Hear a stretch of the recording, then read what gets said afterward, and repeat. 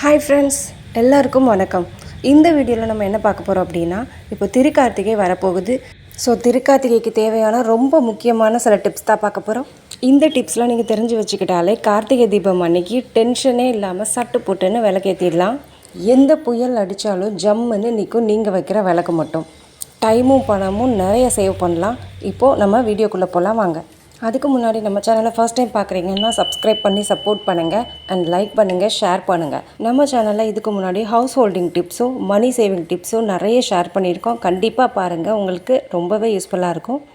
இப்போ வாங்க வீடியோக்குள்ளே போகலாம். நான் ஜஸ்ட் இப்போ தான் 10 மினிட்ஸ் முன்னாடி இந்த அகல் விளக்கெல்லாம் ஆர்டர் போட்டேன். எனக்கு ஆர்டர் போட்ட 10 நிமிஷத்துலேயே ரிசீவ் ஆகிடுச்சு. நம்மக்கிட்ட எவ்வளோ தான் அகல் விளக்கு இருந்தாலுமே ஒவ்வொரு வருஷமும் கார்த்திகை தீபம் வரும்போது நம்ம புதுசாக வாங்கி தான் ஆகணும். பழைய விளக்கே யூஸ் பண்ணுறதை விட நம்ம அது கூடவே புதுசாக அட்லீஸ்ட் ஒரு 3லேருந்து 5 விளக்கு வரைக்குமாவது நம்ம வாங்கி யூஸ் பண்ணுறது ரொம்ப நல்லது. இங்கே ரொம்ப மழை பெய்கிறனால எனக்கு பக்கத்தில் எங்கேயுமே விளக்கு கிடைக்கல. அதனால தான் ஆன்லைனில் ஆர்டர் போட வேண்டியதாக போச்சு. பட் இருந்தாலும் பரவாயில்ல, விளக்கு ரொம்ப நல்லாவே இருக்குது. இப்போ வாங்கின எல்லா விளக்கையும் தண்ணியில் போட்டு ஊற வச்சிடலாம். புது விளக்கு வாங்கின உடனே நம்ம அப்படியே யூஸ் பண்ணால் ஒன்று கிராக் ஆகிடும், லைஃப் டைம் வராது. இல்லைனா எண்ணெய் நிறையா இழுக்க ஆரம்பிச்சிடும், எண்ணெய் லீக் ஆகும். ஸோ நம்ம வாங்கின உடனே அப்படியே யூஸ் பண்ணக்கூடாது. இந்த மாதிரி தண்ணியில் அட்லீஸ்ட் 1 டேவாவது ஊற வைக்கணும். 1 டே ஊற வைக்க முடியலன்னா கூட ஒரு 4 to 6 hours 4 to 5 hours அந்த மாதிரி ஊற வச்சுட்டு நம்ம அதை எடுத்து யூஸ் பண்ணுறது ரொம்ப பெட்டர். அப்படி பண்ணால் தான் நம்ம விளக்குக்கு லைஃப் டைமும் வரும், எண்ணெயும் ரொம்ப லீக் ஆகாது. ஸோ இப்போ 1 டே ஆயிடுச்சு, நல்லா ஊறிடுச்சு. உள்ள அழுக்கு எல்லாமே போயிடுச்சு. இப்போ நல்லா ஒரு காட்டன் துணி எடுத்து இதை நல்லா தொடச்சி எடுத்துக்கலாம். பார்த்திங்கனாலே தெரியும் எவ்வளோ க்ளீனாக இருக்குது அப்படின்னு. நம்ம விளக்கில் உள்ள போர்ஸ்லலாம் தண்ணி போய் நல்லாவே க்ளீன் பண்ணிவிடும். ஸோ இப்போ எல்லா விளக்கையும் இந்த மாதிரி நான் தொடச்சி எடுத்து வச்சுக்கிறேன். தொடச்சிட்டு வெயிலில் ஒரு 2 hours காய வச்சு எடுத்துக்கிறது ரொம்ப நல்லது. இப்போ வெயில் இல்லைன்னா கூட வீட்டிலையே ஃபேனில் ஒரு 2 hours காய வச்சுட்டு நம்ம அதுக்கப்புறமா யூஸ் பண்ணலாம். இப்போது இந்த விளக்கு ஃபேனில் நல்லா காயட்டும். இப்போ விளக்குக்கு மஞ்சள் குங்குமம் வைக்கிறதுக்கான டிப்ஸ் பார்க்கலாம். ஒரு பிளேட்டில் நான் கொஞ்சம் மஞ்சள் எடுத்திருக்கேன். அது கூட நான் என்ன பண்ணுறேன்னா சந்தனமும் மிக்ஸ் பண்ணிக்கிறேன். நம்ம எப்போவுமே மஞ்சள் மட்டுமே வச்சா சீக்கிரமே ரொம்ப காஞ்சி ஒரு மாதிரி ஆகிடும். ஸோ நான் மஞ்சள் கூட சந்தனமும் இந்த மாதிரி மிக்ஸ் பண்ணி ஆட் பண்ணிக்கிறேன். இப்போ இதில் கொஞ்சம் தண்ணி ஆட் பண்ணிக்கிறேன். தண்ணி நீங்கள் பன்னீர் வச்சுருந்தீங்கன்னா பன்னீர் கூட ஆட் பண்ணிக்கலாம். இப்போதைக்கு பன்னீர் இல்லாதனால நான் தண்ணி ஆட் பண்ணி காட்டுறேன். இந்த மாதிரி குங்குமமும் தண்ணி ஆட் பண்ணி நான் கலந்து வச்சுக்கிறேன். கையில் படக்கூடாதுன்னு நினச்சிங்கன்னா இந்த மாதிரி ஒரு பட்ஸ் யூஸ் பண்ணி கூட பண்ணிக்கோங்க. இப்போது எண்ணெயே லீக் ஆகாதுன்னு சொன்னேன்ல, ஸோ அதுக்கான டிப்ஸ் பார்க்கலாம். இப்போது அகல் விளக்கோட பேக் சைடு திருப்பிக்கோங்க. இதில் இந்த மாதிரி வாட்டர் கலர் பெயிண்ட்டு இல்லைனா நெயில் பாலிஷ் கூட யூஸ் பண்ணிக்கலாம். இந்த மாதிரி பின்னாடி 1 இல்லை 2 கோட்டிங் அடித்து விட்டுருங்க. ஒரு கோட்டிங் காஞ்சதுக்கப்புறம் இன்னொரு கோட்டிங் அடிங்க. இந்த மாதிரி நம்ம அடித்து விடும்போது இந்த பேக்கில் இருக்கிற போர்ஸ் எல்லாமே க்ளோஸ் ஆகிடும். ஸோ அது வழியாக எண்ணெய் லீக் ஆகவே ஆகாது. இதனால நம்ம எண்ணெயும் மிச்சம் பண்ணலாம். நம்ம விளக்கு வைக்கிற இடமும் எண்ணெய்லாம் லீக் ஆகி அசிங்கமாக தெரியாது. நான் இந்த மாதிரி போஸ்டர் கலர் யூஸ் பண்ணியிருக்கேன். இதில் நெயில் பாலிஷ் கூட நம்ம அடிச்சுக்கலாம். ஒரு 10 மினிட்ஸில் முடிகிற வேலை தான். இந்த மாதிரி நம்ம கொஞ்சம் மெனக்கிட்டு இதெல்லாம் பண்ணி வச்சிட்டோம் அப்படின்னா நமக்கு கார்த்திகை அன்னைக்கு எண்ணெய் ஊற்றிக்கிட்டே இருக்கணும் திரும்ப திரும்ப அப்படிங்கிற அவசியம் இல்லை. இப்போ எப்படி போட்டு வைக்கலான்னு பார்க்கலாம். அகல் விளக்கை இந்த மாதிரி நான் திருப்பி வச்சுட்டு ஜஸ்ட்டு ஒரு டிப் பண்ணி எடுத்துக்கிறேன். டிப் பண்ணி எடுத்தாலே போதும், நம்ம கையிலையும் படாது, டைமும் ரொம்ப சேவ் ஆகும். ஜஸ்ட் ஒரு 2 மினிட்ஸில் நம்ம எல்லா விளக்குக்கும் இந்த மாதிரி டிப் பண்ணி எடுத்து வச்சுக்கலாம். பார்க்குறதுக்கும் ரொம்பவே அழகாக இருக்கும். இந்த மாதிரி நம்ம டிப் பண்ணி எடுக்கும்போது பாருங்கள், அப்படியே சுற்றி மஞ்சள் வச்ச மாதிரி இருக்கும். நான் மஞ்சள் வைக்கிறதுக்கு இன்னொரு டிப்ஸும் சொல்கிறேன். இந்த மாதிரி ஒரு பட்ஸ் யூஸ் பண்ணி கூட நம்ம வச்சு விட்டுக்கலாம். கையிலே படாது, சிம்பிளாகவும் முடிச்சிடலாம். ஸோ இந்த மாதிரி 2 மெத்தட்லேயும் நான் மஞ்சள் சந்தனம் வச்சுட்டேன். இப்போ குங்குமமும் அதே மாதிரி ஒரு பட்ஸ் யூஸ் பண்ணி எல்லா இதுலேயும் நம்ம குங்குமம் வச்சுக்கலாம். ரொம்ப சீக்கிரமாகவே இந்த வேலை முடிஞ்சிடும்.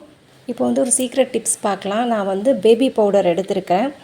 இதை நான் எல்லா விளக்குலேயும் கொஞ்சம் கொஞ்சமாக இந்த மாதிரி தூவி விட்டுக்கலாம். இது எதுக்கு அப்படின்னா நம்ம எண்ணெய் ஊற்றுவோம் இல்லைங்களா, அப்போது மேலே உள்ள போர்ஸ் மூலமாகவும் எண்ணெய் கீழே இறங்குறதுக்கு சான்ஸ் இருக்குது. ஸோ அதனால கூட நமக்கு எண்ணெய் அதிகமாக செலவாகலாம். ஸோ இந்த மாதிரி பவுடரை வந்து நம்ம ஸ்ப்ரெட் பண்ணி விட்டுட்டோம் அப்படின்னா கொஞ்சம் கூட எண்ணெய் வந்து அந்த போர்ஸில் போய் அடையாது. இதனால் நமக்கு வந்து நிறையவே எண்ணெய் மிச்சமாகும். சீக்கிரமும் வந்து எண்ணெய் காலி ஆகாது. போர்ஸில் போய் அடைச்சிக்கிட்டு எண்ணெய் சீக்கிரம் காலி ஆகும். ஸோ அப்படி ஆகாது. நம்ம திரும்ப எண்ணெயும் ஊற்றிக்க வேண்டிய அவசியம் இல்லை. எண்ணெய் சீக்கிரம் காலி ஆகாமல் இருந்தாலே விளக்கு வந்து ரொம்ப நேரம் எரியும். ஸோ கண்டிப்பாக ட்ரை பண்ணி பாருங்கள். இப்போ வந்து நம்மளோட இன்னொரு டிப் என்ன அப்படின்னா, நான் வந்து ஒரு பவுலில் இந்த மாதிரி கற்பூரம் இருக்குல்ல, நம்ம சாமி காட்டுற கற்பூரம் தான், அதை வந்து 2 கற்பூரம் எடுத்து இந்த மாதிரி பொடி பண்ணி வச்சுக்கிறேன். ஏன்னா நம்ம வந்து திரி செய்ய போகிறோம். நார்மலாக நம்ம வந்து கடையில் விற்கிற திரிலாம் வாங்கி நம்ம யூஸ் பண்ணும்போது நம்மளோட அகல் விளக்கில் வந்து ரொம்ப கரி பிடிக்கும். ஸோ வந்து ரொம்ப கருப்பாயிடும் விளக்கெல்லாம். இந்த மாதிரி ட்ரை பண்ணி பாருங்கள். விளக்கில் வந்து எந்த பக்கமுமே படாது. ஸோ நமக்கு கறி பிடிக்க சான்ஸே இல்லை. காட்டனில் வந்து கொஞ்சம் எடுத்துக்கிட்டு இந்த மாதிரி ஒரு மோமோஸ் மாதிரி பிடிச்சி எடுத்துக்கோங்க. அதில் கொஞ்சம் எடுத்து இந்த மாதிரி திருகி விட்டோம்னா அப்படியே நின்றுக்கும். இப்போ அதை அங்கங்கே இந்த கற்பூரத்தில் வந்து டிப் பண்ணி எடுத்துக்கலாம். முக்கியமாக இந்த நுனியை வந்து டிப் பண்ணி எடுத்துக்கணும். இதை எதுக்கு நம்ம பண்ணுறோம் அப்படின்னா, இந்த திரியை விளக்கில் போட்டு நம்ம ஏற்றும் போது நீங்கள் பற்ற வச்ச உடனே வந்து பற்றிக்கும். ஏன்னா நம்ம கற்பூரத்தில் வந்து நுனியை டிப் பண்ணியிருக்கோம். ஸோ பற்ற வச்ச உடனே பற்றிக்கும். அது மட்டும் இல்லாமல் எந்த காற்றுக்கும் அவ்வளோ சீக்கிரமாக அணையாது. இப்போ வந்து இந்த மாதிரி திரியெல்லாம் செட் பண்ணிக்கலாம். இது வந்து சைடில் எதுவும் படாது. ஸோ நமக்கு ரொம்ப கருப்பாக சான்ஸ் இல்லை. இந்த மாதிரி நான் வந்து எல்லா விளக்குக்கும் திரியை வந்து ரெடி பண்ணி வச்சுக்கிறேன். இந்த மாதிரி திரியை வந்து நம்ம பல்காகவும் ரெடி பண்ணி வச்சுக்கலாம். ஏன்னா நம்ம டெய்லி விளக்கேற்றும் போது இல்லை நம்ம எப்போல்லாம் விளக்கேற்றுறோமோ அப்போல்லாம் இந்த திரியை வந்து நம்ம யூஸ் பண்ணிக்கலாம். பார்க்குறதுக்கும் ரொம்ப அழகாக இருக்கும். இப்போது நான் வந்து எண்ணெய் ஊற்றி நான் உங்களுக்கு விளக்கேற்றி காட்டுறேன்.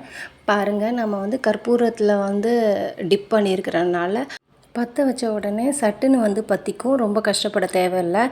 எந்த காற்றுக்குமே அணையாது. எண்ணெய் ரொம்ப வந்து கசியாது.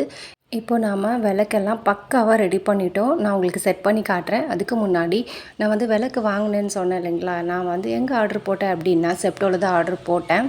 இது வந்து எம்ஆர்பி 99 கொடுத்துருக்கு. எம்ஆர்பி ரொம்ப ஜாஸ்தி தான். இதில் வந்து நான் விளக்கு அண்டு பூ கூட ஆர்டர் போட்டிருந்தேன். ஏன்னா பக்கத்தில் எங்கேயுமே எனக்கு இந்த மாதிரி வெள்ளை செவந்தி வந்து கிடைக்கல. ஸோ நான் வந்து அதுவும் ஆர்டர் போட்டிருந்தேன். விளக்கு வந்து 12 பீஸு. இது வந்து 2 பேக், அதாவது 200 கிராம். ரெண்டுமே சேர்த்து எனக்கு 50 ருபீஸ் தான் ஆச்சு. 10 மினிட்ஸில் வீட்டுக்கேயும் வந்து டெலிவரி பண்ணிட்டாங்க. வாங்க இப்போ நம்ம வந்து விளக்கை செட் பண்ணி பார்த்துடலாம். எங்கள் வீட்டு மார்பிளில் வந்து நான் என்ன வந்து கோலம் போட்டாலும் அது அட்ராக்டிவாக தெரியறதுக்கு சான்ஸே இல்லை. இந்த மாதிரி தான் தெரியும். மார்பிளோட கலரே வந்து டாமினேட் பண்ணும். ஸோ போட்டாச்சு. இப்போ நம்ம விளக்கு செட் பண்ணிடலாம்.